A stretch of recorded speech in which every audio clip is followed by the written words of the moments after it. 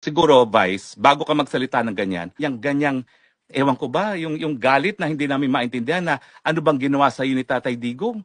Naalala namin nung in-interview mo si Tatay Digong nung presidency siya, hangang-hanga ka. Alam ko sa akin, hit na hit mo ako, pero alam ko na naman yun, no? Wala naman akong pakialam sa'yo. No? Pero nung ikaw ay nag-interview kay Tatay Digong, hangang-hanga ka sa kanya, tapos ngayon ko ano-anong sinasabi mo. Alam mo kasi tayo mga Pilipino, kapag isang tao ay nakadapa na, hindi na sinisipa, Vice Ganda. Ang ginawa mo, nasa sahig lang si Tatay Digong, nandun na, nakakulong na, 80 anyos, mamamatay na ata sa kulungan, sinisipa-sipa mo pa. Anong kaligayahan ang nakukuha mo sa ganyang gawain?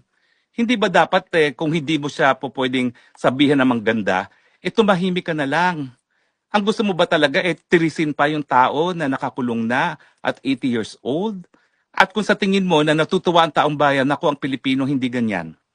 Ewan ko kung pareho tayo ng karanasan sa paglaki sa Pilipinas, no? Pero hindi natutuwa ang taong bayan na nakadapa na yung tao, sinisipa-sipa mo pa. Well, magdasal ka na lang na palaging nakadapa yang si Tatay Digong at ang mga supporters si Tatay Digong. Huwag mong kakalimutan, bilog ang daigdig. At pag yan ay bumalik sa'yo, sana, maalala naman ng mga supporters ni Tatay Digong na may puso sila. Na kapag ikaw ay nakadarapa, hindi ka namin sisipain. Dahil sa ngayon po, yan talagang damdamin ng mga nagmamahal kay Tatay Digong. Kinakailangan talaga, ipagdasal na lang po ang kalagayan ni Tatay Digong habang siya ay nakakulong.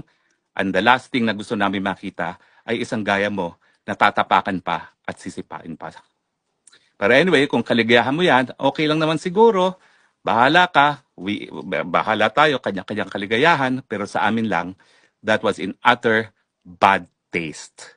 Well, of course, hindi ka naman talaga icon of good taste, no? Dahil yan ang iyong brand of humor. Pero sana, ilagay naman sa tama. But anyway, I'm sure mabubwisit lalo sa akin si Vice Ganda. Okay lang yan dahil wala namang maganda sinabi sa akin si Vice Ganda, no?